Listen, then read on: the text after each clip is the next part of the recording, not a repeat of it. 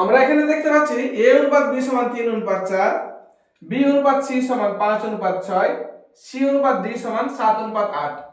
a অনুপাত d সমান কত? যখন প্রথম এবং শেষ a দিয়ে শুরু হচ্ছে d শেষ এরকম যখন থাকবে তখন আমরা খুব সহজে বের করে নিতে পারবো a বাই b গুণন b বাই c গুণন c বাই d সমান 3 বাই 4 গুণন 5 বাই 6 গুণন 7 বাই 8।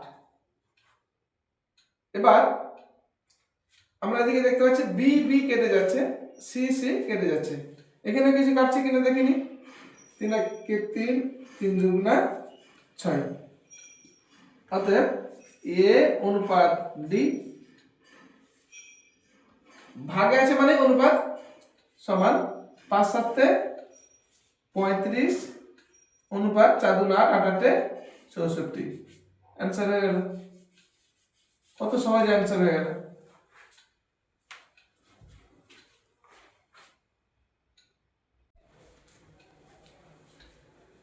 তারপরে আরেকটা অঙ্ক আমরা দেখতে পাচ্ছি a অনুপাত b দেওয়া আছে, b অনুপাত c, c অনুপাত d দেওয়া আছে, a b c d চারটারই মান চেয়েছে।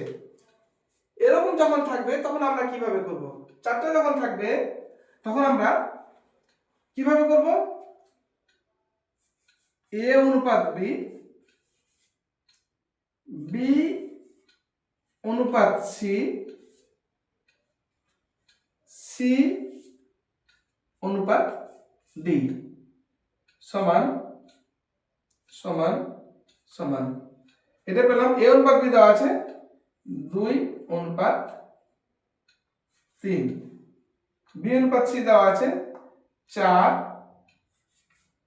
অনুপাত 5, c অনুপাত d দেওয়া আছে 7 অনুপাত 9।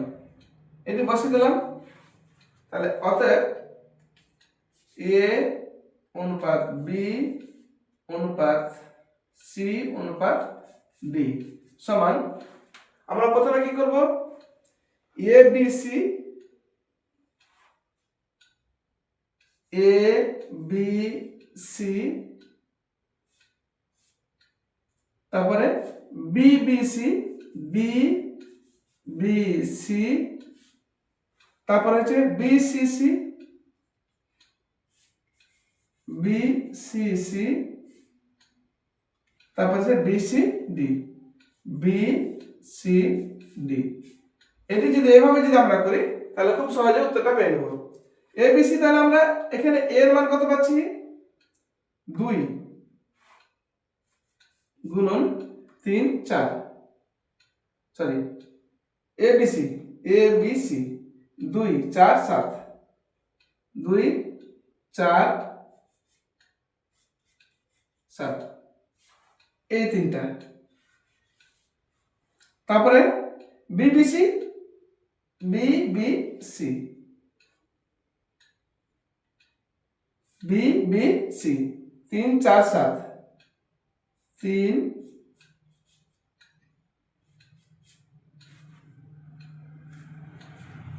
4 7। তারপরে BCC, BCC 3 5 7।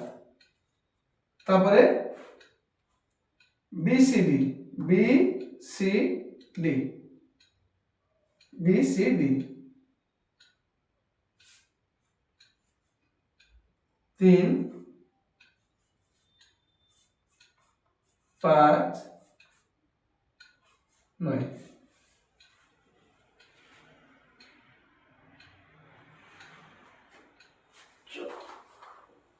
সমান 4 8 7 8 56 অনুপাত 3 4 12, 7 12 84 অনুপাত 3 5 15, 7 15 105 অনুপাত 3 পাচ্ছে 15, 9 15 9 15 135, এটা অ্যান্সার।